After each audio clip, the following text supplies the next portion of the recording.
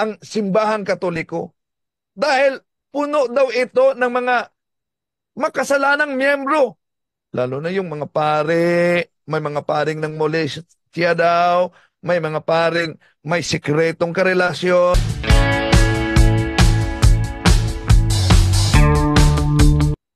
Apat na palatandaan ng tunay na iglesia. Pero, mga kapatid, napansin ninyo, kahit na yung si Pastor James, di ba ba? Ang hamon niya, Biblia lang, King James Version. Walang referensya, walang history. Pero, gumagamit at kinopya yung paraan ng pagtutol ng Iglesia ni Kristong Tatag ni Felix Manalo sa simbahang Katoliko gamit ang aklat na ito, Discourses of the Apostles' Creed by Clement H. Crook. Ito, pakinggan natin. Ito, Apostles' Creed in 1870. Ito, babasahin ko. In 1870, at the Vatican Council, the name Roman Catholic Church was proposed, but it was rejected. The bishop assembled unanimously decided upon this official name. Yun, 1870. The Holy Catholic Apostolic Roman Church.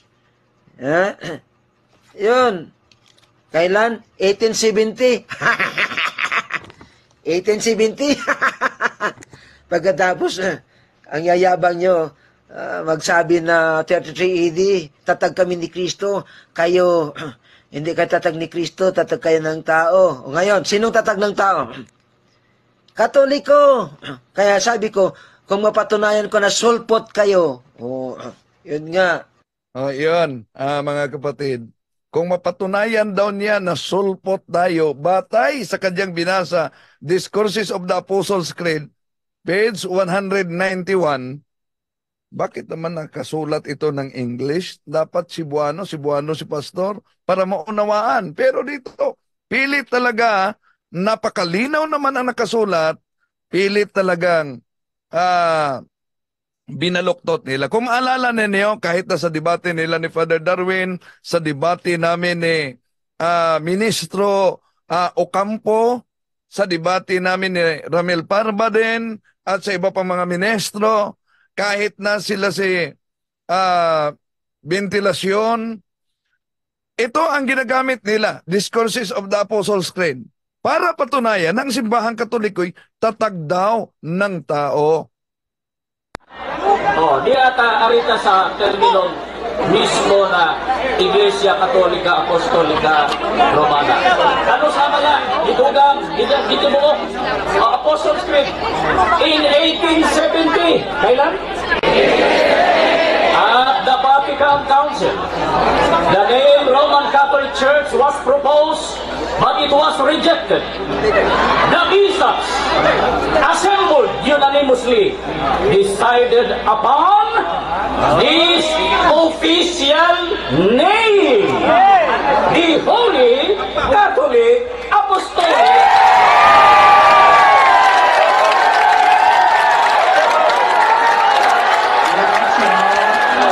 So napansin nyo, patawa-tawa pa sila na para bang naka-score sa sigawan.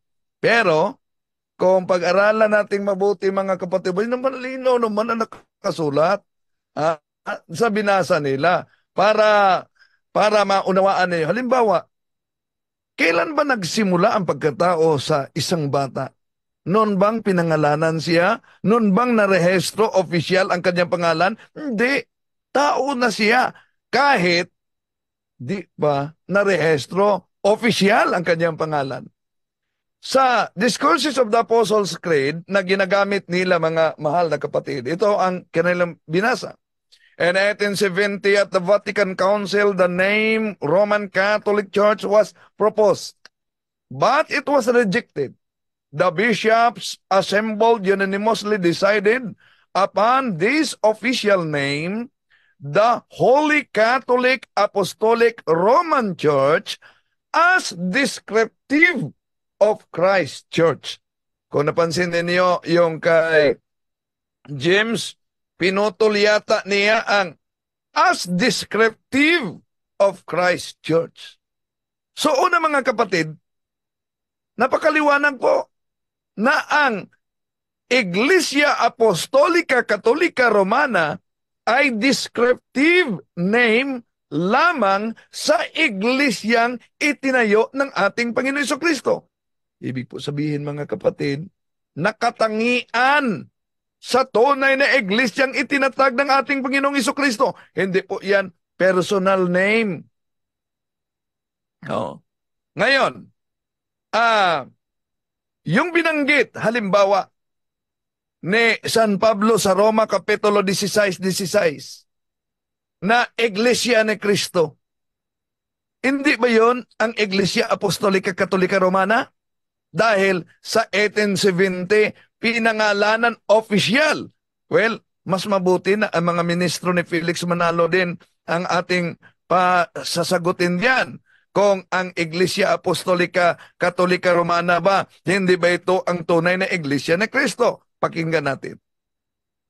Pagkat ang Iglesia Katolika bilang isang organisasyon o samahang pangrelihiyon, yan po ang organisasyon pagka sinusi pabalik, yan ang dating Iglesia ni Cristo. Yan ang dating Iglesia ni Cristo. Yan ang dating Iglesia ni Cristo. Malinaw pa sa sikat ng araw na ang Iglesia Katolika, kung ibalik natin ang kasaysayan, ito ang dating Iglesia ni Cristo. Kahit nga si INC Diakono Cesar Sineta, yun din ang sinabi. Mali po ang pagkaunawa nitong si Talibong. At ang Iglesia Katolika bilang isang organisasyon o samahang pangrelihiyon, yan po ang organisasyon pagka sinusi pabalik, yan ang dating Iglesia ni Cristo. Yan ang dating Iglesia ni Cristo. Yan ang dating Iglesia ni Cristo. Hindi po totoo yan. Mali po ang pagkaunawa nitong si Talibong. Talaga pong ang Iglesia Katolika Apostolika Romana, talaga pong sa pasimula, yan ang Iglesia ni Cristo. See? Mali daw ako pero napansin nyo, inulit talaga. Ang Iglesia Katolika sa pasimula, yun po ang Iglesia ni Cristo.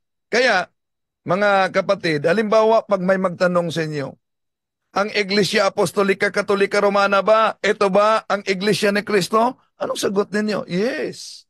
Catechism of the Catholic Church, malinaw yan. Sa aral ng Simbahang Katoliko 811.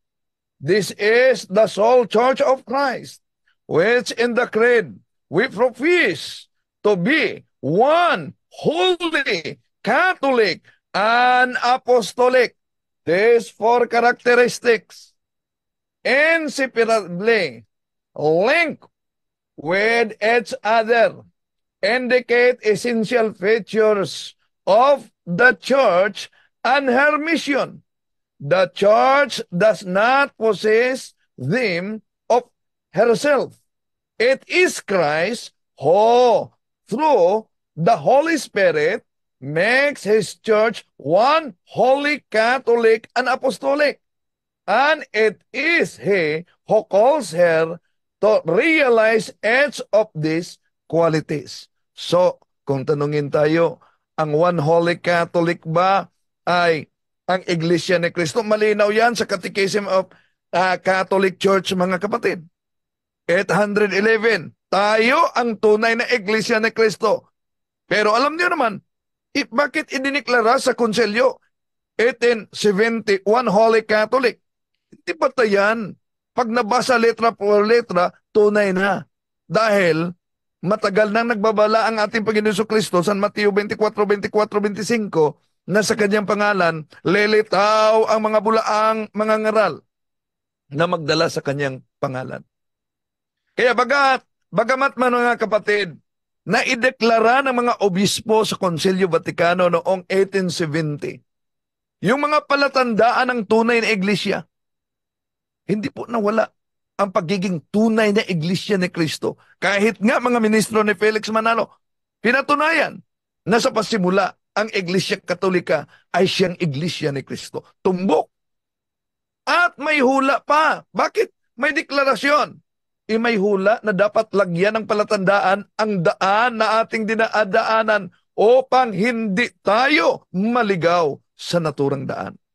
Jeremias 31:21, maglagay kayo ng mga tanda at mga tulos na magiging gabay sa inyong daan. Tandaan ninyong mabuti ang inyong dinadaanan dahil diyan din kayo dadaan pagbalik ninyo. So, sino bandaan?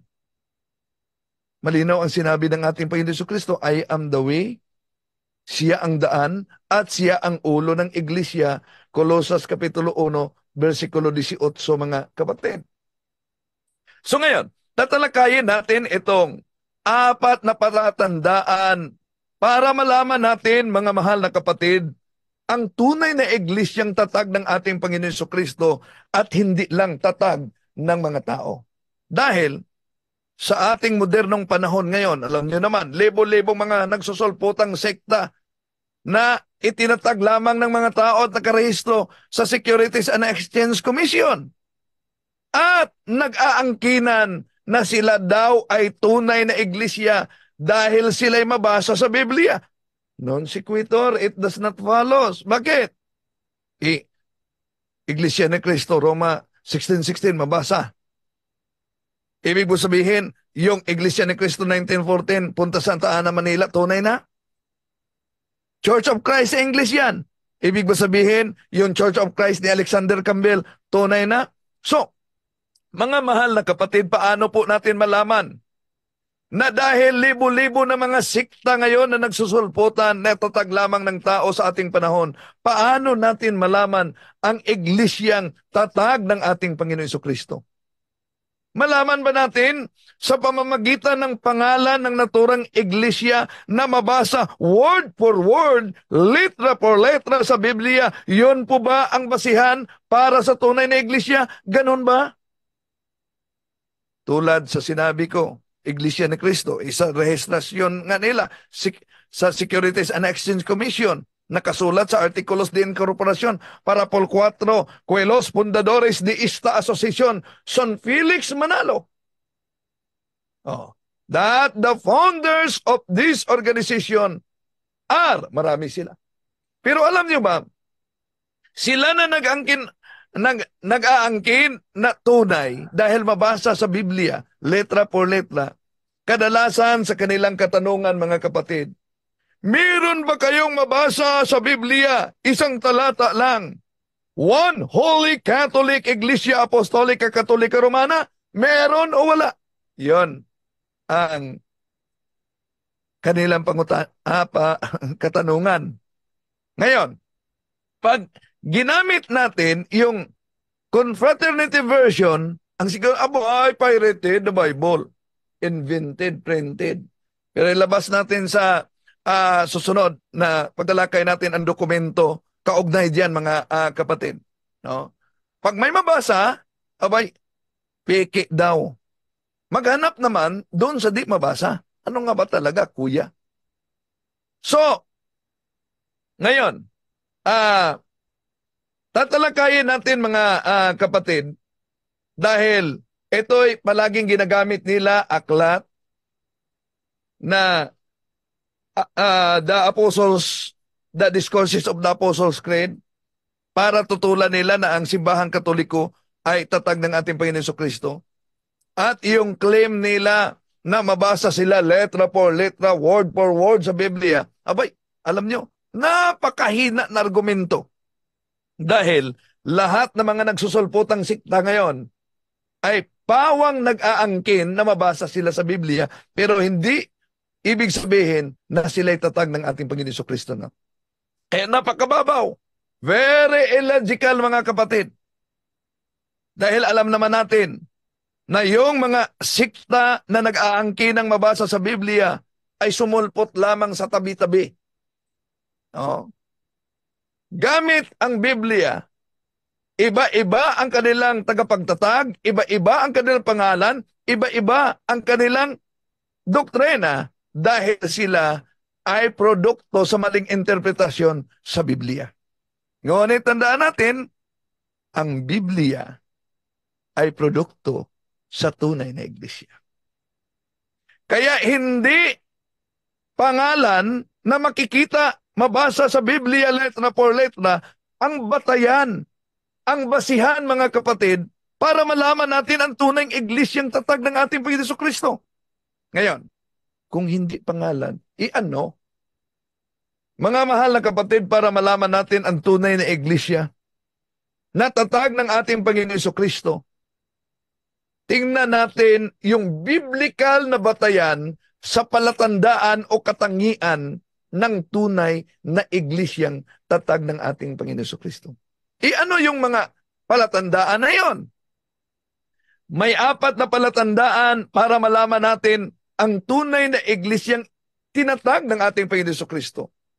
Mula sa libu-libong siktang nagsusulputan sa ating panahon ngayon, na nagsisulputan lang sa tabi-tabi sa iba't ibang bansa at kahit na dito sa Pilipinas.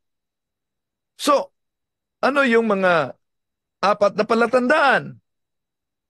Ang una, of course, sa English, one. Isa. Sa Cebuano, una. One. Isa. Ibig sabihin, ang tunay na iglesia, mga kapatid, na tatag ng ating Panginoon Jesucristo, ay isa lang ang kaniyang itinatag. San Juan 17:17, Sanctifica eius en veritate, sermo tuos veritas es, yun ang panalangin ng ating Panginoon Hesus. Hindi nagtatag ang ating Panginoon Jesucristo ng maraming mga sikta, tulad sa mga protestante na lumabas ngayon at sa mga nagsusulputang sikta. Bakit mahalaga, mga mahal na kapatid, ang pagiging isa sa iglesyang tatag ng ating Panginoon Hesus? Dahil kung tingnan natin ang nakasulat sa banal na kasulatan, malinaw ang sinabi ni San Pablo. 1 Corinthians chapter 12, verses 12 up to 14, ituloy natin sa 20. Ito ang sinabi ni San Pablo. Just as the body is one, and just many members, though many, are one body.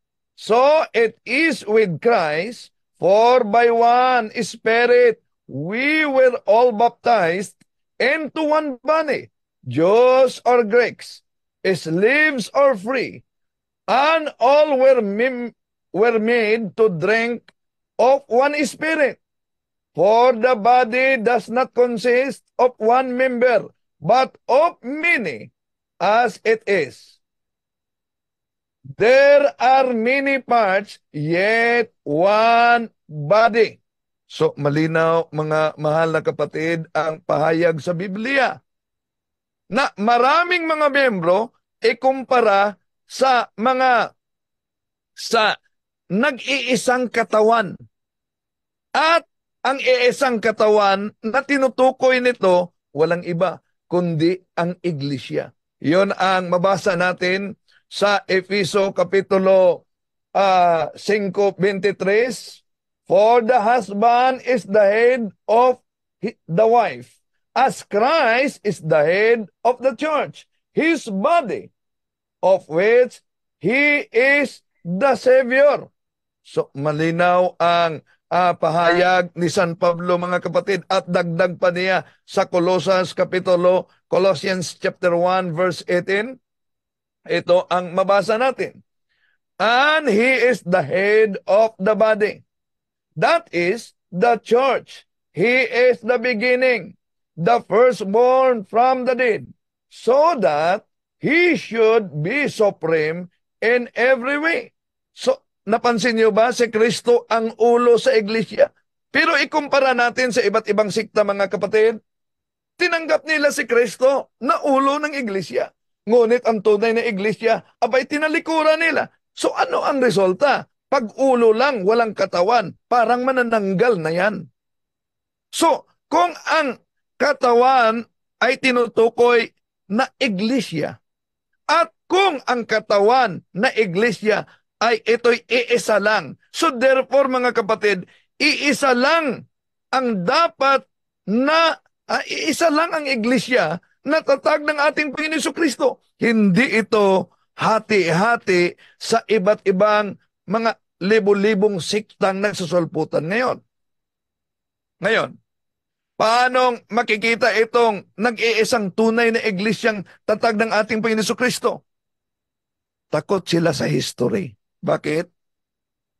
Dahil si John Henry Cardinal Newman, na isang protestante noon na converted sa simbahang Katoliko, sabi niya, to be deep in church history is to stop to be a Protestant. Adversely, to be deep in church history is to be, to cease to be deep in church history is to become a Protestant. So, historically mga kapatid, wala pang mga sumulpot na protestante noon, may nag-iisang Kristiyanong simbahan lang na kilala ng mga tao at walang iba kundi ang simbahang Katoliko. Kung tingnan natin sa kasaysayan, kaya nga takot sila sa mga history. Sa Compton's Encyclopedia and Fact Index, Volume 20, page 2024, Roman Catholic Church, for the first 1,000 years after the death of Jesus Christ, all Christians were members of one religion, Christianity. There were no separate sects or branches of Christianity as there are today. The word Catholic means universal. And for the first 1,000 years, all Christians were members of the Catholic Church. See? Kaya takot sila sa history, pero gumagamit ng aklat at ginawang history. Ito pa, Young Students Learning Encyclopedia, Volume 15, page 2292. The word Catholic means universal. And for those first 1,000 years after the death of Jesus Christ, all Christians were members of the Catholic Church. Napakalinaw, mga kapatid. Ngayon, ikalawang palatandaan sa tunay na iglesyang tatag ng ating Panginoon Kristo, walang iba, holy. Ang iglesia ay banal. Dahil ang nagtatag ng iglesia, ang ating Panginoon Kristo, banal. Kaya, banal ang kanyang itinatag. Yan ang simbahang Katoliko, mga kapatid. Kung tingnan nga natin ang Ephesians chapter 5, verses 25 up to 27, ito ang sabi ni San Pablo. Husbands should love their wives, just as Christ loved the church and sacrificed himself for her, to make her holy by washing her in cleansing water with a form of words, so that when he took the church to himself, she would be glorious, with speck or wrinkle or anything like that, but holy and faultless. See? Napakalinaw ang nakasulat sa Biblia, mga kapatid. Kaya ang simbahan, ang iglesia, ay tinatawag na banal. Ayon kay San Pablo, balikan natin sa 1 Corinthians chapter 1 verse 2. Ito ang sinabi niya, to the church of God that is in Corinth, to you who have been sanctified in Christ Jesus, called to be holy, with all those everywhere who call upon the name of our Lord Jesus Christ, their Lord and ours. So, bawat isa'y tinatawag sa kabanalan. Dagdag pa ni San Pablo sa Roma Kapitulo 1, versikulo 7, mga kapatid. To all the beloved of God in Rome, called to be holy, grace to you and peace from God our Father and the Lord Jesus Christ. Napakalinaw ang pahayag ni San Pablo. Na sa Roma Kapitulo 1, versikulo 7, Hepistis homon katangilitai en holotokosmo. Tinawag na banal ang iglesia, ang simbahan na nasa Roma, at siyang magiging bantog, kilala sa buong bansa, sa buong mundo. Ang tanong, anong katuparan na iglesia na magiging kilala at bantog sa buong mundo? Wala nang iba, mga kapatid. Yun lang makita sa Vatican sa Roma, na tanyag, bantog, kilala sa buong mundo. Walang iba kundi ang Santa Iglesia Apostolika Katolika Romana. Ngayon, may patutsada ang ibang sikta gamit ang Aklat Katoliko, no? Yung Aklat na Katoliko na pananampalataya ng ating mga ninono.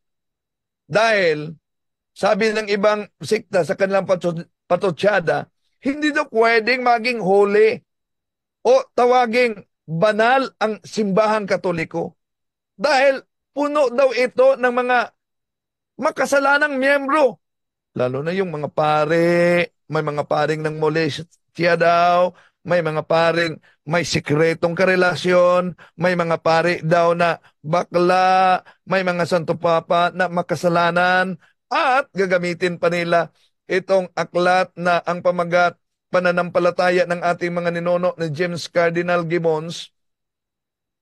Ito kasi sa debate namin ni Rizalito Ocampo, tinanong niya ako, mag-ingat kayo mga kapatid. Sabi ni Rizalito Ocampo, ministro ng Iglesia ni Cristo, Mr. Talibong, sabi mo na isa sa mga palatandaan ng tunay na iglesia ay ang pagkabanal.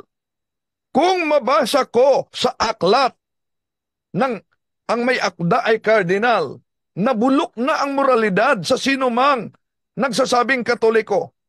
Ang Katoliko ba ay santa o ang Katoliko ay impakta?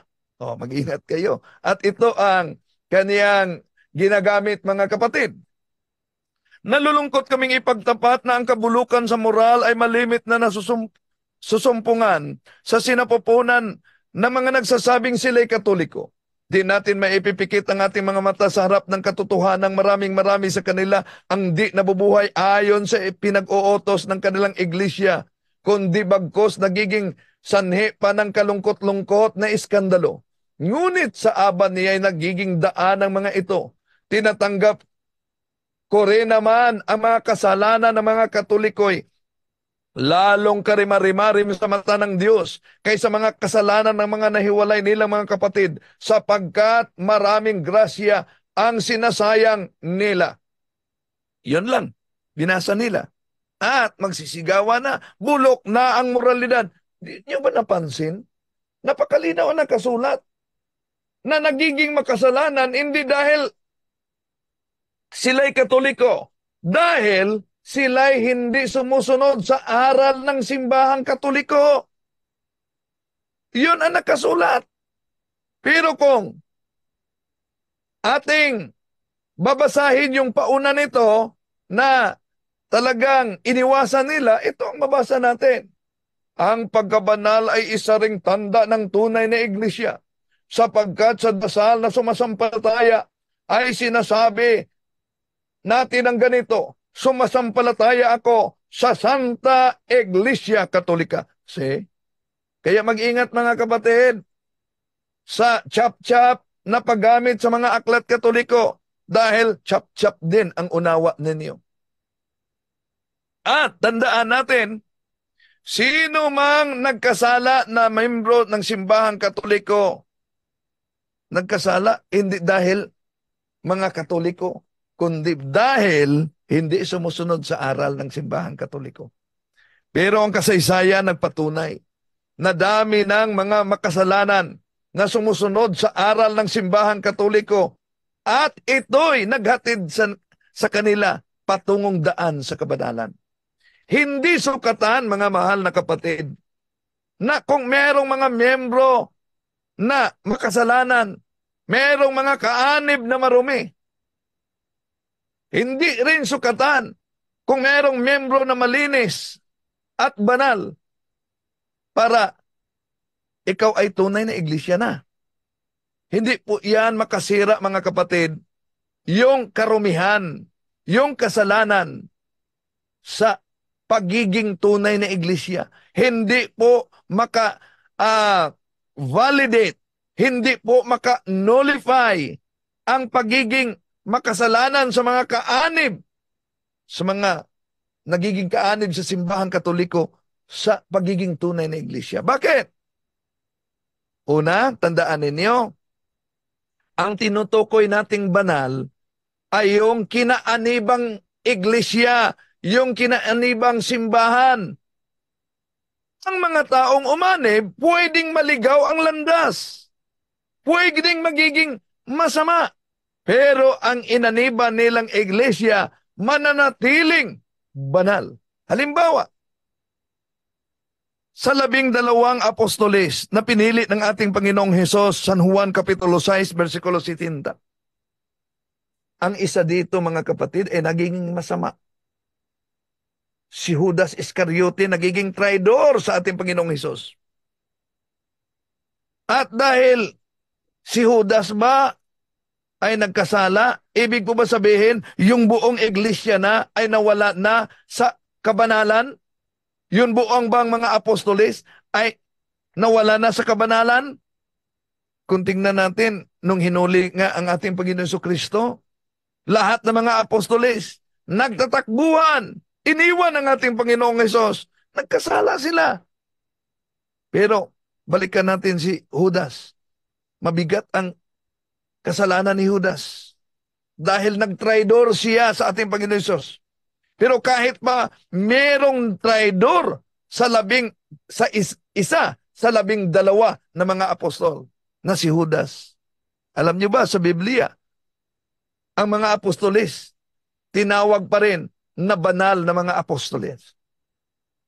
Efeso Kapitulo 3, versikulo 5. Ito'y hindi ipinaalam sa mga tao noong mga nakaraang panahon. Ngunit, inihayag ngayon sa Diyos sa pamamagitan ng Espiritu sa kaniyang mga banal na apostol at mga propeta.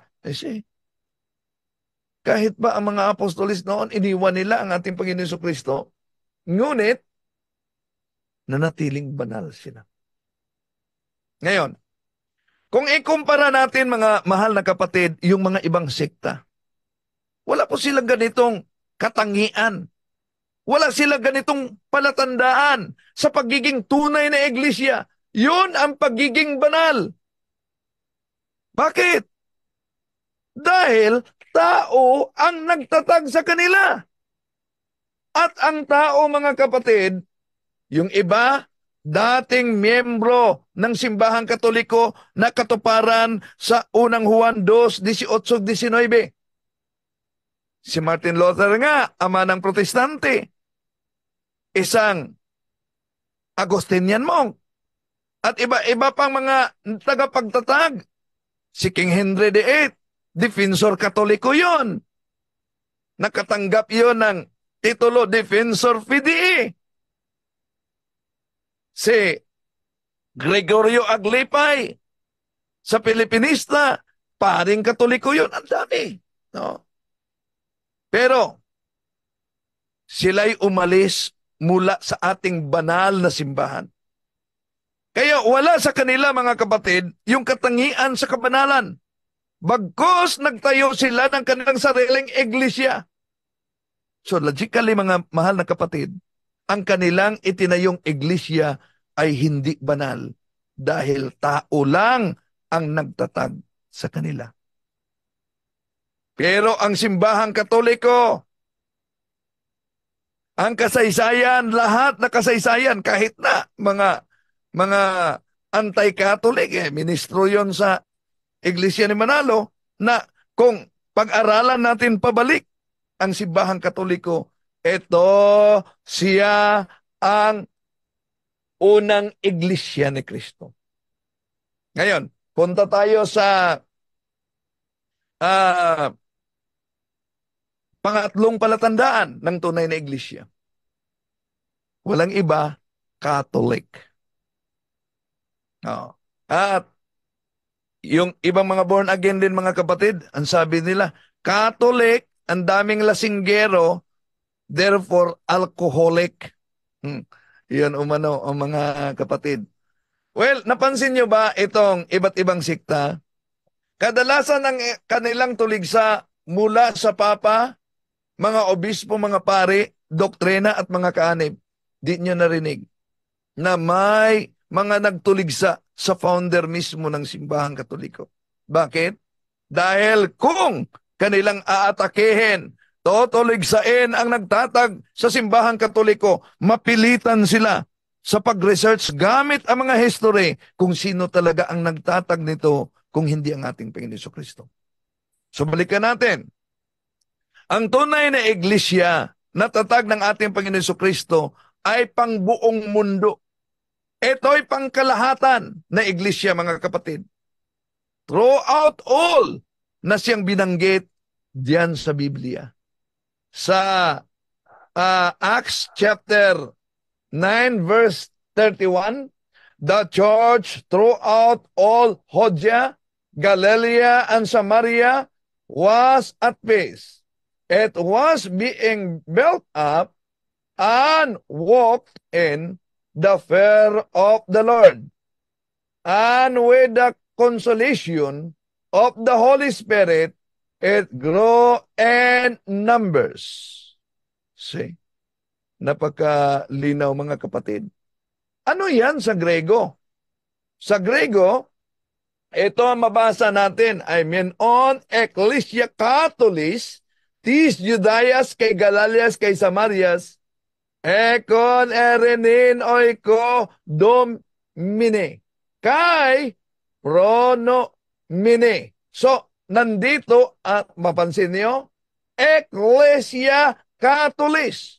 Tanong, meron bang nagpatunay na referensya galing mismo sa protestante na yung Ecclesia Catholis ay Catholic Church? Gamitin natin ang aklat na The Acts of the Apostles by Campbell Morgan, page 250. Ito ang mabasa natin mga kapatid. Here then for the first time, there appears of the page of the Acts of the Apostles, the spacious Catholic conception of the Christian Church. See? Napakalinaw mga mahal na kapatid. Pero yung patutsada ng ibang mga sekta na kumukontra dito, lalo na sa ginagamit natin na Acts chapter 9 verse 31 mga kapatid, sa talata, sinasabi nilang, hindi yan pangkalahatan na iglesia dahil tumutukoy lang daw umano yan sa 3 lugar.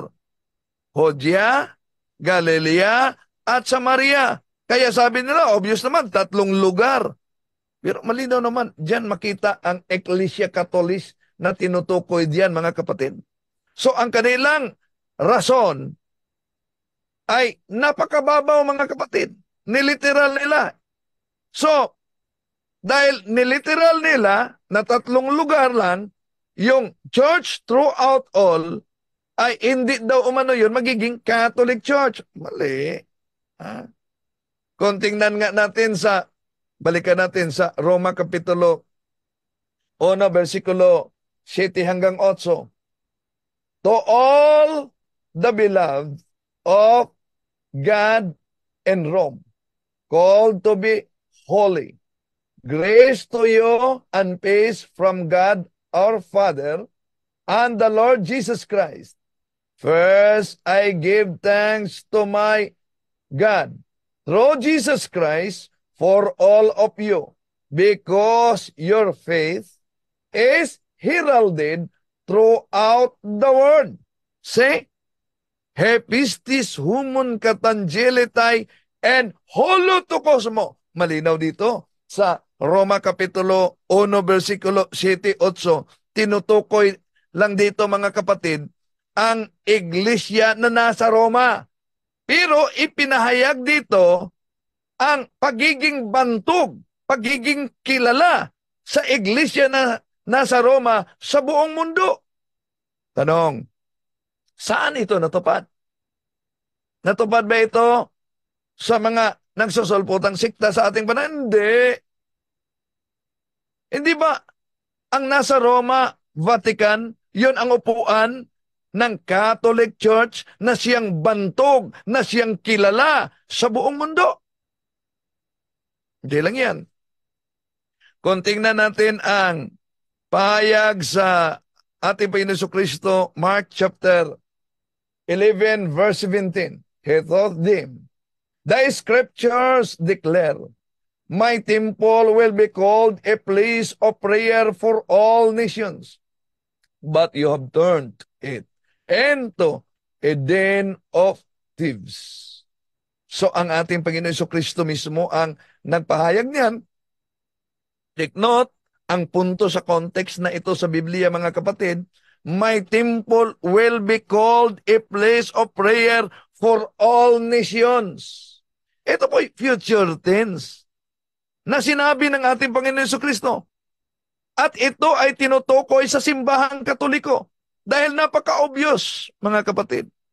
Kumakalat ang Santa Iglesia Apostolika Katolika Romana kahit saan na panig ng mundo.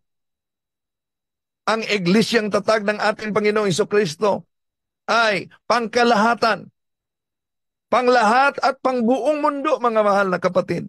Dahil ang mga miyembro nito ay mula sa iba't ibang nasyon, lahi ng iba't ibang mga tao at iba't ibang salita na siyang tinutukoy sa Revelation chapter 7 verse 9. After this I had a vision of a great multitude which no one could count, from every nation, race, people, and tongue. They stood before the throne and before the Lamb, wearing white robes and holding palm branches in their hands. See? Napakalinaw mga mahal na kapatid. So yan kung bakit ang simbahang Katoliko ay nasa iba't ibang lahi ng tao, iba't ibang mga lingwahe, at iba't ibang nasyon. Ang iglesyang tatag ng ating Panginoong Hesus ay pangkalahatan, panglahat, pangbuong mundo, dahil ang misyon nito na binanggit ni Bro Angel kanina ay gawing Kristiyano ang lahat ng tao sa buong mundo. Sa ating mga laiko, simula sa domestic church, walang iba ang ating pamilya. Ayon sa Marcos Kapitulo 16, versikulo 15, he said to them, go into the whole world and proclaim the gospel of every creature. Napakalinaw mga kapatid. Ang pahayag mismo ng ating Panginoong Hesukristo, dagdag pa sa mga apostoles, Acts chapter 1 verse 8. But you will receive power when the Holy Spirit comes upon you, and you will be my witnesses in Jerusalem, throughout Judea and Samaria, and to the ends of the earth. Napakalinaw ang misyon ng simbahan. At dagdag pa niya sa Mateo Kapitulo 28, versikulo 19, go therefore and make disciples of all nations, baptizing them in the name of the Father and of the Son and of the Holy Spirit. At sa 20, kung ituloy natin, and omnibus debus osque en secula secularum. Kaya nga po mga mahal na kapatid, kahit sa iba't ibang bansa, kahit na sa bansa na matindi ang persecution, sa bansang kung saan marami ang Islam, sa bansa kung saan marami ang Judaismo, Hinduismo, kahit na yung komunismo, meron pa ring simbahang Katoliko. Kahit sa Antarctica, mga kapatid, may simbahang Katoliko. Sa North Korea na komunista, may simbahang Katoliko. Sa mga Muslim countries, sa Middle East, sa Iraq, sa Syria, sa Iran, sa Abu Dhabi, at yung bansa na galing kami ni Father bago lang, no? Sa Dubai, no? Ang daming Katoliko, lalo na diyan sa St. Mary's Parish. No? Ang daming mga Katoliko, daming nanood natin dito. Kaya tayo lang na mga Katoliko nang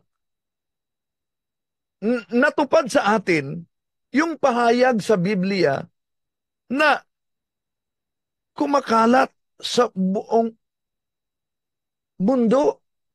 Pero yung ibang sekta, lalo na sa Russia, na bawal ang kulto.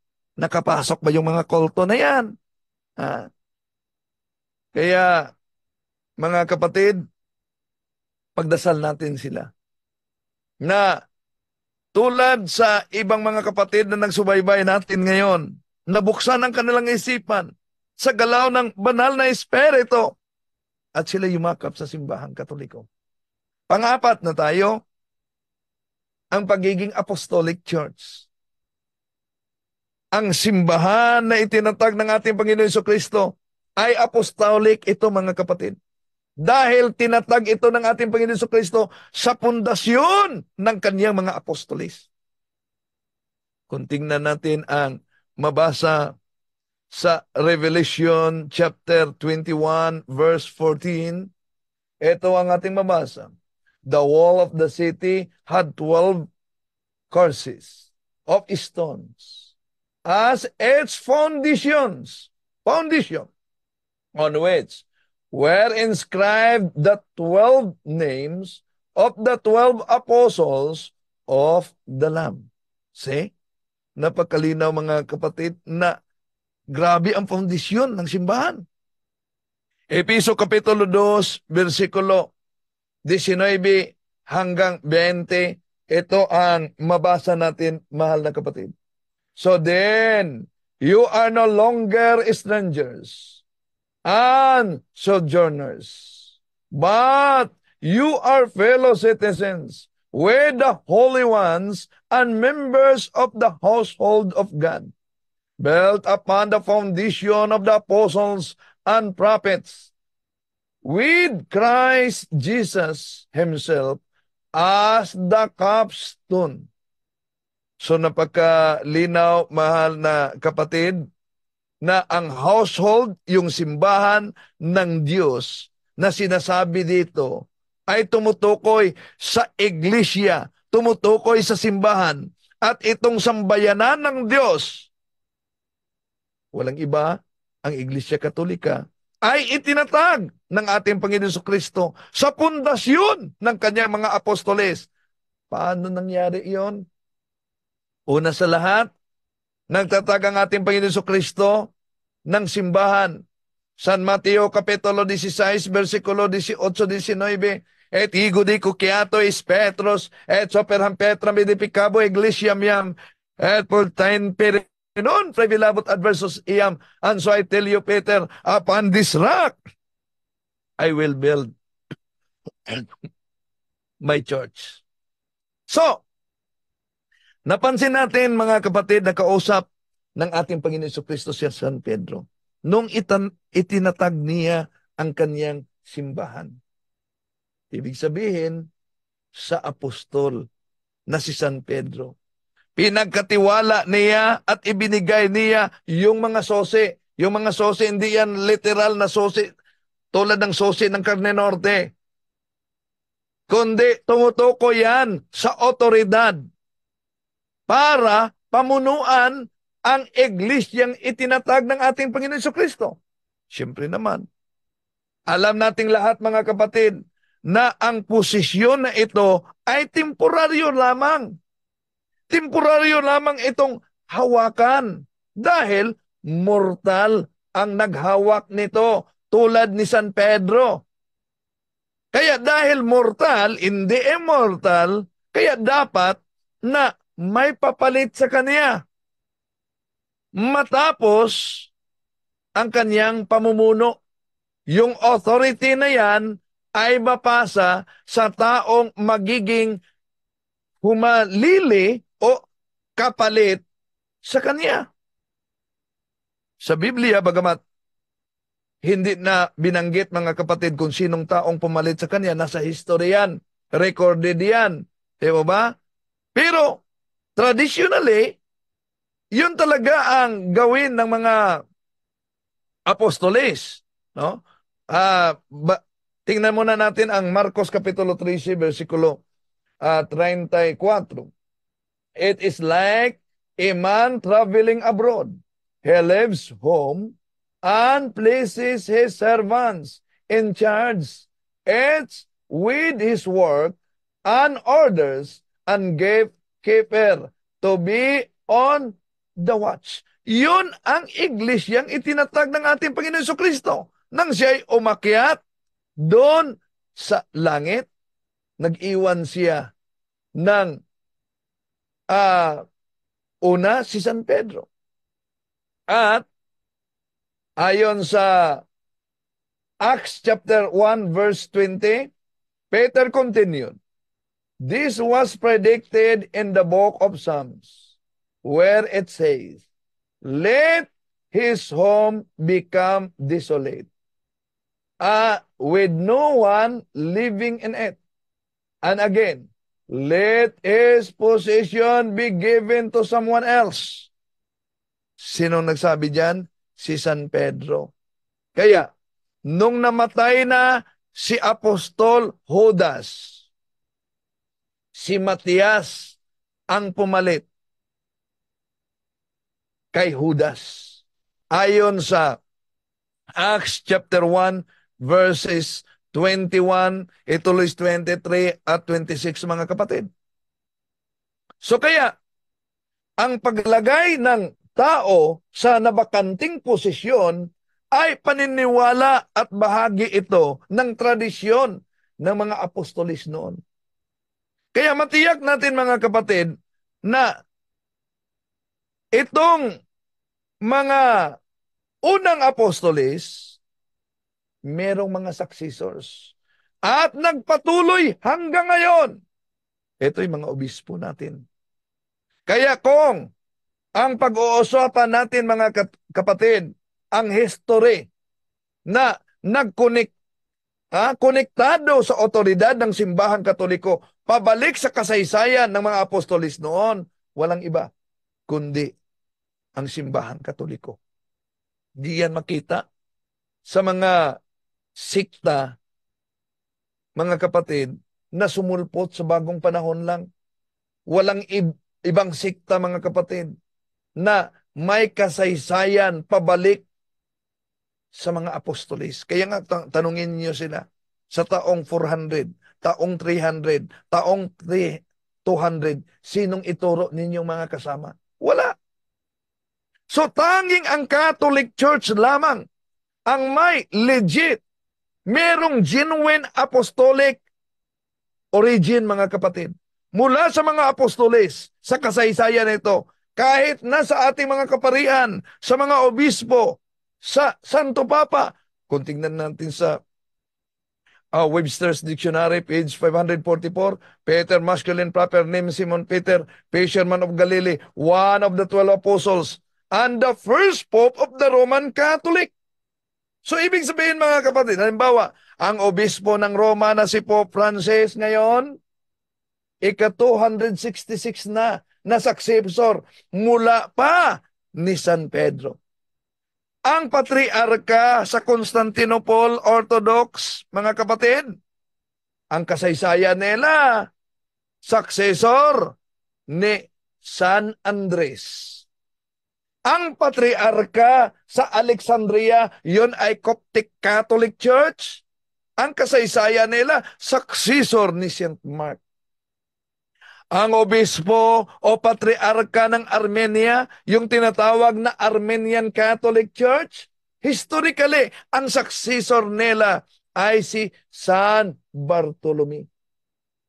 Ang obispo o patriarka ng Iraq, yun ay ang Chaldean Catholic Church. Historically, ang successor nila ay si Santo Tomas at si Santo Mateo. Ang obispo at patriarka ng Jerusalem, historically, ang successor nila, walang iba, ay si Apostol Santiago. Ang obispo at ang patriarka ng Damasco, yon ang tinatawag na Syriac Catholic Church. Historically, ang successor nila ay si Santo Tomas at si San Mateo. So, lahat ng mga churches na ito ay kabilang nag-iisang banal na simbahang Katolika, Apostolika, Romana, mga kapatid, na may communion connected sa obispo ng Roma bilang kanilang leader. Ito ang Santo Papa. Maliban lang sa puwersa ng Orthodox na kahit ito'y ay may apostolic, kaso sila'y humihiwalay, umalis sa leadership ng Bishop of Rome sa taong 1,000 years, mga kapatid. 1,000 years ago na. No? Dahil maraming isyu ang doktrinal, political at iba pang mga isyu. So, ito ang palatandaan sa tunay na iglesia, apostolic, na imposibleng makita natin sa mga siktang protestante. Dahil wala silang mga historical proof, katibayan, na nagpatunay, mga kapatid, na ang posisyon o otoridad o tungkulin ng mga pastor o mga ministro ay mapabalik patungong mga apostolis ng ating Panginoon Jesucristo. Wala. Hindi lang sa mga obispo, mga kapatid, ng simbahang Katoliko, hindi lang sa Santo Papa, kahit na ang ating mga kaparian na nakatanggap ng ordinasyon sa mga obispo, mapabalik ito sa panahon ng mga apostolis. Dahil sila ang mga successor sa naunang mga Kristiyanong pare na inordinahan ng mga apostolis. Kung tingnan natin ang Titus chapter 1 verse 5, For this cause I left thee and Crete, that thou shouldest sit in order the things that are wanting, and shouldest ordain priest in every city, as I also appointed thee. See? Na sa bawat lungsod ay mag-ordina ng pare. Acts chapter 14 verse 23, ito din ang mabasa natin. And when they had ordained to the priest in every church and prayed with fasting, they commanded them to the Lord in whom they believed. So, malinaw, mga mahal na kapatid, na ang pag-appoint, pag-ordina, pagtalaga ng isang pari noon sa Biblia, logically, nagpatuloy hanggang ngayon. No? Therefore, kahit ang simpleng pari ngayon ng simbahang Katoliko ay may apostolic origin. Ganyan kalawak ang pagiging apostolic ng Iglesia Katolika na itinatag ng ating Panginoon Jesucristo. Lahat na ito ay biblical, mga kapatid. Kaya, kung sino mang sikta, example, Iglesia ni Cristo alias Iglesia ni Felix Manalo, Iglesia sa Diyos alias dating Daan ni Soriano, ay tatanungin natin saan meron ba silang mga mabasa na kasaysayan na nakadugtong sa wala. Bakit? Si Soriano, umanib lang. Si Felix Manalo, lumitaw lang. Kaya mga mahal na kapatid, ang tunay na iglesia na wala sa sektang tatag lamang ng tao, 1. 1 Corinthians chapter 12, verses 12, 14, up to 20. Holy. Ephesians chapter 5, verse 25 to 27. Catholic. Acts chapter 9, verse 31, iminyon Ecclesia Catholis, tis Judaeas kay Galileas kay Samarias, erinin ekininoy kumudumini. Apostolic Church. Ephesians chapter 2, verse 19, 20. Kaya yung pinagdikdikan nila na ang simbahang Katoliko ay natayo daw. Kailan? 1870? Ito, Apostles' Creed in 1870. Ito babasahin ko. In 1870, at the Vatican Council, the name Roman Catholic Church was proposed, but it was rejected. The bishop assembled unanimously decided upon this official name. Yun, 1870. The Holy Catholic Apostolic Roman Church. Yun. Kailan? 1870. 1870. Pagkatapos, Ang laki pala ng kanyang bunganga. Sana ganun kalaki din ang utak sa pag-unawa. Maraming salamat po mga kapatid.